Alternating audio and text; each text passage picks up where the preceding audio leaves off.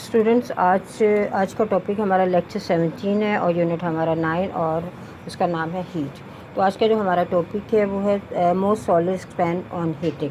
कि जो सॉलिड होते हैं वो अगर हम उनको गर्म करते हैं तो एक्सपेंड हो जाते हैं। ठीक है, most solids expand on heating या कॉन्ट्रैक्ट। यानी अब आप ठंडा करेंगे तो कॉन्ट्रैक्ट होंगे और अगर आप उनको गर्म करेंगे हीट देंगे तो एक्सपेंड हो जाएंगे। ठीक है, तो this expansion is called thermal. इसे हम क्या कहते हैं, सॉलिड की थर्मल एक्सपेंशन कहते हैं और कंट्रैक्शन। ठीक है, लेकिन ये कंट्रैक्शन और एक्सपेंशन जो होती है बहुत दैट इज़ टू स्मॉल, यानी ये बहुत कम होती है जिसको इजीली आप ऑब्ज़र्व नहीं कर सकते। ओके, तो चलिए इसके लिए हम एक एक्टिविटी जो है वो देखते हैं। To show the solid expand and contract on cooling. इसके लिए आपको डायग्राम नज़र आ रही है, ये देखें डायग्राम में आपने ये देखें विकेट, आपको एक आयरन बॉल नज़र आ रहा है। ठीक है, और एक साथ में आपको रिंग भी नज़र आ रही है। ठीक है, यानी आपने रिंग इस साइज़ का लेना है कि ये बॉल जो है इस रिंग में से इजीली पास हो सके। अब इसके बाद आपने क्या करना है कि इस बॉल को आपने हीट देनी है।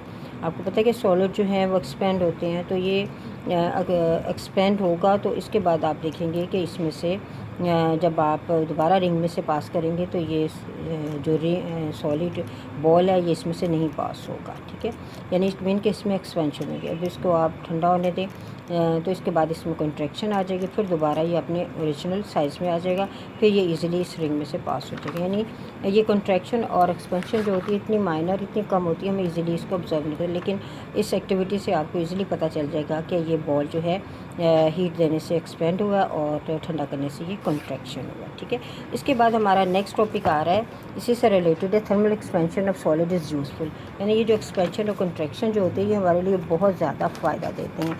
अब ये हमें कहाँ कहाँ फ़ायदा देते हैं इसको हम डिस्कस कर लेते हैं। ये देखिए पेज नंबर है आपका 140 के ऊपर दिया गया some practical uses of thermal expansion of solid.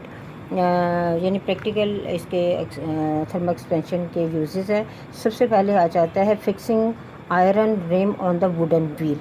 यानी ये एक वुडन व्हील है, लकड़ी का एक पहिया है जिसके ऊपर आपने एक लोहे के जो एक रिम है या होल जो है वो आपने इसके ऊपर फिक्स करना है। तो ये किस तरीके से होगा, मोस्टली क्या होता है कि इसको जो आयरन रिम होता है, ये जो व्हील है इसके साइज से उसको थोड़ा सा छोटा बनाया जाता है और इसके बाद जब हम इस रिम को यानी जब हम हीट देते हैं तो हीट की वजह से ये एक्सपेंड हो जाता है। एक्सपेंड जब होता है, जब ये बहुत गर्म होता है तो इसको इस वुडन व्हील के ऊपर क्या कर दिया जाता है, फिक्स कर दिया, क्योंकि वो एक्सपेंड होकर बड़ा हो गया। तो इसके बाद जब ये ठंडा हो जाता है तो ये इसको ग्रिप जो है व्हील की ग्रिप को वुडन व्हील को अच्छे तरीके से वो ग्रिप में ले लेता है और इजीली ये इस तरीके से इसको कवर कर लेता है। तो फर्स्ट वन तो ये आ जाता है और सेकंड आ जाता है रेलवे ट्रैक। देखिए रेलवे ट्रैक जो है, जब रेलवे ट्रैक जो है बिछाए जाते हैं तो उनके ट्रैक के दरमियान में ना स्मॉल गैप रखा जाता है, स्पेस रखा जाता है। इसलिए स्पेस रखा जाता है कि अगर समर या गर्मियों में बहुत ज़्यादा जब हीट होती है तो ये रेलवे ट्रैक जो होते हैं वो एक्सपेंड हो जाते हैं। अगर स्पेस नहीं देंगे तो क्या होगा, ये जो लाइंस हैं ये बेंड हो जाएंगे क्योंकि उनको जगह नहीं मिलेगी। ये देखिए दरमियान में गैप रखा जाता है। तो ये सेकंड यूज़ आ जाता है कि रेलवे ट्रैक के दरमियान में स्पेस दी जाती है कि एक्सपेंशन की वजह से इनको स्पेस मिल सके। अब नेक्स्ट आ जाता है ब्रिजेस। ब्रिजेस में आप देखें, ब्रिजेस जो होते हैं लॉन्ग स्टील, यानी ये देखें ये आपको एक ब्रिज नज़र आ रहा है। ठीक है, इसका एक एंड जो होता है वो फिक्स कर दिया जाता है और दूसरे एंड के नीचे जो है वो रोलर लगा दिए जाते हैं। रोलर क्यों लगाए जाते हैं कि गर्मियों में जब ये एक्सपेंड होगा तो ये एक्सपेंड होगा तो इसको स्पेस चाहिए, तो ये रोलर जो है उसको अगर एक्सपेंड है तो पीछे की तरफ लेके जाएंगे, कंट्रैक्शन होगा तो ये आगे की तरफ, यानी ये मूवेबल होगा। तो अगर आप इसको दोनों एंड से अगर आपको फिक्स कर देंगे तो फिर क्या होगा, तो ये जो ब्रिज है ये इस तरीके से इसकी शेप जो है वो ख़राब हो जाएगी। ठीक है, तो ये इस तरीके से इसको एक्सपेंशन की जो है उसको कंट्रोल किया जाता है, यानी एक तरफ से रोलर लगा दिए जाते हैं। अब इसी तरह टेलीफोन 4 पॉइंट आ जाता है, टेलीफोन और इलेक्ट्रिक वायर्स। आपने देखा होगा कि इलेक्ट्रिक वायर्स या टेलीफोन वायर्स जो होती हैं दो पोल्स के दरमियान जो उनको अटैच किया जाता है तो बिल्कुल स्ट्रेट नहीं है, यानी बहुत स्ट्रेट नहीं बनाया बल्कि उनको थोड़ा सा लूज़ रखा जाता है ताकि to allow their expansion in summer and contraction in winter, ताकि उनको स्पेस मिल सके एक्सपेंशन की और कंट्रैक्शन की भी मिल सके। इसके स्टूडेंट्स फिफ्थ पॉइंट है सिमेटेड फ्लोर जो है, इसमें एक्सपेंशन और कंट्रैक्शन का क्या हो जाता है। देखिए जो cemented floor is not laid out in one piece because it would crack, यानी अगर आप एक पीस में पूरा फर्श बनाएंगे तो क्या होगा, उसमें क्रैक आ सकते हैं कंट्रैक्शन और एक्सपेंशन की वजह से।